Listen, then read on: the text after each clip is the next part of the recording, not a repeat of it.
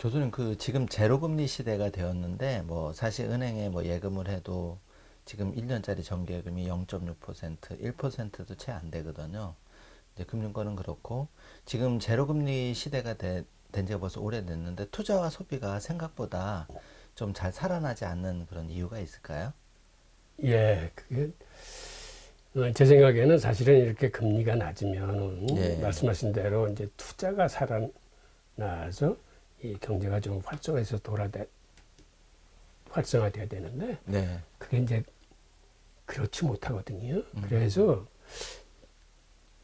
지금은 네, 그 사저 시대라고 그래서 네, 저금리, 저투자, 네, 저성장, 저물가. 아, 그러니까 인류가 경험해 보지 못한 이제 새로운 음, 그 경제 그 생태계에 늘게 됐는데, 예, 그러니까 이런 현상은 오히려 이제는 이런 걸 당연히 받아들여서 이걸 뉴 노멀이라고 부르는데 네, 이렇게 된 데는 사실은 문제가 있는 것 같아요. 아, 제가 보는 큰 문제는 네, 이게 세 가지 때문에 그런 것 같은데 예, 하나는 잘 아시다시피 지금은 이제 공급 과잉 시대입니다. 이 과학과 기술의 발달로 이제 생산성은 향상되고 하기 때문에 모든 부분에서 필요한 수요 이상의 그 공급이 쏟아져요. 예, 그러다 보니까는 그 시장이 그렇게 살아나지 못하는 측면도 있고, 그 다음에 그거보다 더한 게 수요 부진입니다. 아, 이 공급 과잉도 수요가 살아나면은 예, 예, 이게 어느 정도 성장을 견인할 수 있는데 예, 소비가 부진한 이유는 예, 저는 이렇게 봐요. 소비 부진은 일단 지금의 시스템은 이 금융 자산의 소득이 근로소득에 비해서 예를 들어서 세계 GDP는 연 3, 4% 성장하기가 굉장히 힘든데 네, 금융자산은 연 15% 내로 성장을 해요. 아, 얘기는 무슨 얘기냐면 네, 땀 흘려 일하는 근로소득보다 금융자산으로 돈을 불리는 속도가 서너 배 이상 크다는 거거든요. 아, 그러다 보니까는 네, 네, 이 있는 사람은 계속 더 있게 되고 또 대다수의 없는 사람들은 더 가난하게 더 네, 가난하게 되는 거죠. 그러니까 소득 불평등이 부의 편중으로 이루어지는데 이게 지금 어느 정도 심각하냐면 네, 미국 연준이 3년마다 이 자료를 발표해요. 그러니까 2014년에 발표했을 때만 해도 상위 3%가 소득이 늘어나는 계층이고 네, 차상위 7%는 현상 유지를 하고 네, 국민의 90%는 소득이 매년 감소하는 추세를 보였습니다. 네, 그런데 2017년 발표 자료를 보면 소득이 상승하는 계층은 상위 1%뿐이 없어요. 아, 차상위 9%는 현상 유지고 국민 90%는 계속 소득이 줄어들어. 네, 그러다 보니까 부의 편중이 어느 정도 심각해졌냐면 상위 1%가 미국 전체 부의 40%로 갖고 있습니다. 예, 그 상위 10%의 수치가 60% 이상을 갖고 있어요. 아, 그러니까 국민들은 점점 가난해지고 있는 사람은 점점 예, 더 있게 되는 현상인데, 그러니까 이게 왜 소비 부진을 불러오냐면 사실은 중산층이나 서민들은 버는 대로 대부분을 소비를 합니다. 그런데 상위 1% 혹은 상위 10%로 돈이 몰리면 어떤 현상이 벌어지냐면 이 사람들은 쓰는데 한계가 있어요. 아, 그 소득 규모에 비해서 예, 쓰는데 그래서 이 사람들한테 들어가는 돈은 사회로 흘러나오지 못해요. 아, 그렇겠네요. 예. 예, 그러니까 예를 들어서 있는 거죠. 10명이 있는 사회에서 한 사람이 9명보다 돈을 훨씬 더 많이 버는 거예요. 그 이 9명은 열심히 소비를 하는데 네, 이 한 사람한테 들어가는 돈은 바깥으로 흘러나오지 않아요. 그러면 공급은 과잉이 돼서 쏟아져 나오는데 사회적인 소비가 확 줄어들어요. 아, 그게 바로 대공황이 닥치는 겁니다. 아, 그러니까는 상위 10%가 전체 소득의 50%, 즉 한 사람이 나머지 9사람보다 돈을 더 많이 벌 적에 1929년 대공황이 터졌고요. 2008년도 글로벌 금융위기도 사실은 똑같아요. 이때 상위 10%가 전체 소득의 50%를 가져갔을 때 금융위기가 터졌거든요. 이런 식으로 공급 과잉과 소비 부진이 가장 큰 요인이고, 그 다음에는 2008년도 그 글로벌 금융위기의 그 원인이 제거되지 않았어요. 저는 그때 이제 어떤 일이 있었냐면, 우선 그 전에 1929년에 대공황 사례를 먼저 보면, 대공황의 와중에서 프랭클린 대통령이 당선이 됐는데, 이 양반이 취임하자마자 그 다음날 미국의 전 은행의 문을 셔터를 내리고 감사단을 다 투입을 해서 네. 부실을 가려냅니다. 그래서 살릴 은행과 죽일 은행을 가려내가지고 한 열흘 후에 살릴 은행은 재개를 시키고, 그다음에 부실이 너무 큰 업체는 폐쇄를 시켜요. 그다음에 부실 채권을 모아가지고 거기에 집중적으로 구조자금을 투입을 해가지고 일단 시장의 신뢰를 살려냅니다. 그래서 그 신용경색이 완화되면서 시장이 살아나기 시작했어요. 예. 그랬는데 이번 2008년도 금융위기는 어땠냐면, 사실은 미국도 그렇게 하려고 그랬습니다. 그래서 의회한테 배드뱅크 만들어서 부실을 처리할 테니까 한 8천억 달러를 허가해달라 해서 돈을 받아내. 그런데 사실은 월가의 그 원로들이 그걸 반대하는 거예요. 배드뱅크 만드는 거. 부실채권을 내놓지 않는 거예요. 그러니까 부실채권을 내놓으면 아주 헐값에 그게 처리될 거니까 이 사람들이 버텨요. 근데 그 당시 사실은 미국 재무부나 연준의 그 수장들도 최유대인인데 이 사람들이 월가의 유대인을 설득을 못하는 거예요. 그래서 할 수 없이 당시 버냉키가 부실을 제거하지 못하고 그냥 유동성을 헬리콥터에서 살포하듯이 무작위로 살포해서 그 자산시장을 살려냅니다. 그러니까 주식시장하고 부동산 시장을 살려내거든요. 그때 나온 게 바로 양적 완화예요. 그러니까 사실은 이놈은 탄생되지 말았어야 되는 건데 부실을 제거하지 못했기 때문에 돈의 힘으로 사실은 부실을 덮은 거야. 그래서 그 소득은 월가의 그 금융인들이 사실 가져갔어요. 그 휴지값이 된 그 부실 채권이나 이런 게 다시 다 정상적인 가격으로 올라섰기 때문에. 그리고 그때 또 무슨 일이 있었냐면, 배드뱅크를 만들지 못한다면 차라리 그 은행들이 위기에 빠져 있으니까는 일단 주식을 맡겨라. 그러면 자금을 지원해 주겠다. 라고 그랬을 때 처음에는 듣다가 이 월가의 금융인들이 이러다 우리 은행 국유화되는 거 아니야? 라는 의심이 들면서 그때 정부가 전혀 그런 일이 없다. 이거 의결권을 쓰지 않겠다. 그 다음에 나중에 대출 금액을 갚으면은 돌려주겠다고 그랬는데, 그럼에도 거기에 호응을 하지 않은 거예요. 그래서 그 두 번째 제안도 거절당합니다. 그 세 번째는 그러면 정부가 마지막으로 그러면 지금의 부실 정도나 좀 제대로 알자. 갖고 있는 채권을 구입 당시에 그 자산 가격으로 장배하지 말고 그거를 시가평가제로 다시 다 계산을 해서 실제로 지금의 상태가 어떤지 이거를 확실히 하고 넘어가자 했을 때 그마저도 거절을 합니다.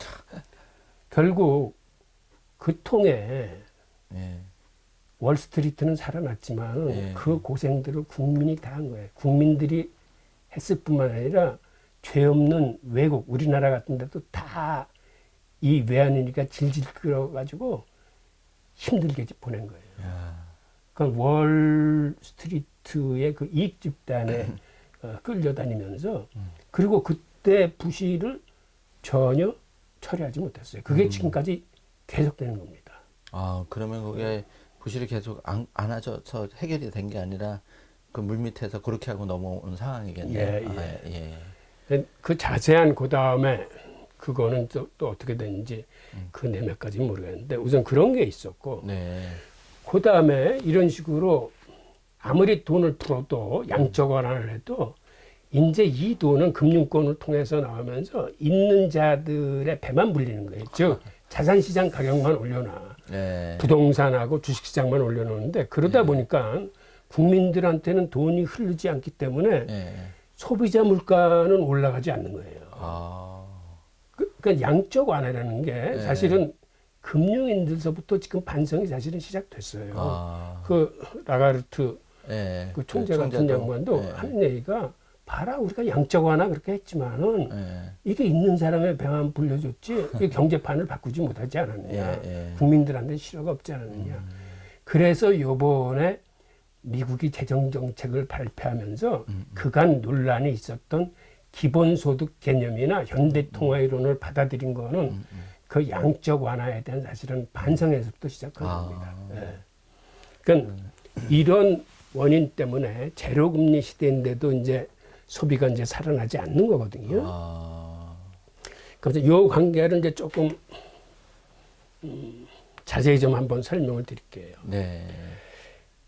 우선 1971년도에 닉슨 쇼크라는 게 발생했는데 이게 사실은 어떻게 발생된 거냐면 미국이 1944년에 브레튼 우즈 회의에서 당시 영국 대표인 케인즈는 세계화폐를 제안합니다. 근데 그 당시 미국의 대표인 그 해리 화이트 차관은 달러 위주의 시스템을 주장을 해서 이제 두 의견이 격돌하게 되는데 결국 미국이 힘이 있기 때문에 그때 달러의 기축통화 제도가 생기면서 그 기본적으로 금 1온스당 35달러라는 그런 기본 금태한 시스템이 생기고 거기에 준해서 각국의 2% 이내의 환율을 조정하는 이런 시스템이 생겼는데 미국이 1960년대 뭐 베트남 전쟁이나 이런 팽창 정책을 쓰면서 돈을 많이 발행해요. 아. 그러니까 외국이 보기에 저거 근본이젠데 쟤네들 왜 저렇게 돈을 많이 찍어내지? 네. 저거 정상적으로 찍어내는 거야 하는 의심을 받게 됩니다. 그러다 보니까 서독 같은 경우는 아주 브레튼 우즈 체제에서 탈퇴를 해버리고 나머지 국가들은 미국이 믿업지 못하니까 죄 달러를 가져와서 금을 다 바꾸고 가요. 아, 지금 그런 상황이네. 예. 예. 그러고 당시 드골 대통령만 하더라도 야 이건 문제가 있다. 세계화폐 만들자. 그러니까는 그 IMF에 그 특별 인출권을 만들자고 그랬을 때 처음에는 미국이 이런 제에 거절을 합니다. 그러니까 그때 드골이 협박을 해요, 미국을. 그럼 우리 다시 근본 이제로 돌아가자라고 이제 압박을 하니까 할 수 없이 미국이 그 특별 인출권이라는 그 세계화폐에 동의를 합니다. 예. 그리고 그러다 보니까 스페인을 비롯해서 스위스, 뭐 프랑스 할 거 없이 죄 달러를 가져와서 금하고 바꿔 가는데 마지막에 최동맹국이라고 생각했던 영국조차 그 당시 8월 13일 금요일이었었는데 미국 측에 30억 달러의 금 인출을 요구해요. 그러니까 닉슨이 문제가 심각함을 느끼고 16명의 경제참모들을 내리고 군 지하 벙커로 들어갑니다. 그래가지고 이틀 뒤 일요일 날 점심시간에 그때 보난자라는 그 TV 프로그램이 유행했을 때인데 그거를 딱 청자하고 TV에 나와서 무슨 얘기를 하냐면 미국이 지금 투기 세력들의 공격을 받고 있다. 그래서 당분간 네. 달러의 금태환을 중지한다. 그리고 여러 가지 경제 비상 대책을 내놓습니다. 그 통에 그때서부터 달러하고 금의 고리가 끊어지는 거예요. 그 당분간 중지 안 되는 게 영원히 풀리지 않는 거예요. 참 머리 잘 썼네. 예. 예. 그 후에는 어떤 일이 벌어졌냐면 근원 인플레이션 2% 이내에서는 무한정 달러를 이제 발행할 수 있는 어떤 시스템이 된 거예요. 예. 그래서 그 후로는 달러가 어느 정도 많이 발행됐냐면 그 전까지만 해도 세계 총 생산 대비 유통 금융 자산이 한 50%였어요. 비중이. 그런데 10년마다 예. 이쪽 금융 자산이 기하급수적으로 2배씩 붙는 거예요. 그러니까 1970년대에는 50%였었는데 1980년 되니까 이게 109%가 되고 이게 1990년이 되니까 다시 그 200% 가까이 되고 그 다음에 금융위기 전에는 이게 거의 뭐 370%막 이런 식으로 불어납니다. 네. 근데 이거를 자본 집적도라고 그러는데 네. 즉 그 얘기는 세계 총생산은 즉 근로소득으로 부가가치가 늘어나는 건 1년에 3, 4% 늘어나는데 돈을 불리는 금융소득은 한 연 15% 정도 되는 거예요. 그러니까는 상위 10% 이내에 드는 사람들의 자산소득만 계속 늘어나는 거예요. 그러니까 사회가 이런 식으로 되면은 뭐 불공정에 대한 뭐 여러 가지 그런 문제가 생기겠죠. 그렇죠. 예. 그러니까 불로소득이 근로소득보다 이렇게 급격하게 늘어나는 시스템을 당연한 걸로 받아들여서 소득 불평등과 이제 부의 편중이 아주 심화되는 거죠. 네. 여기 이 그래프가 네. 2017년도에 연준이 발표한 자료인데 네. 이 그래프에서 보면 아시겠지만은 상위 1%만 우상향해서 소득이 올라갑니다. 차상위 9%는 현상 유지를 하고 있고 그 다음에 국민의 90%의 소득은 매년 이렇게 줄어들어요. 이거는 사실은 자본주의에 대한 심각한 도전이에요. 네. 무슨 얘기냐면 국민들의 소득이 줄어든다는 건 중산층의 붕괴에 대해서 하류로 전락한다는 얘기인데 네. 그러면은 건전한 자본주의가 지탱할 수가 사실 없는 거죠. 그렇죠. 그러니까 지금 이런 문제로 글로벌 금융위기도 터졌고 지금 같은 코로나 사태를 맞아서 다시 경제 위기가 터졌는데도 지금도 이러한 경제를 수습하는 거는 그 돈을 푼 거거든요.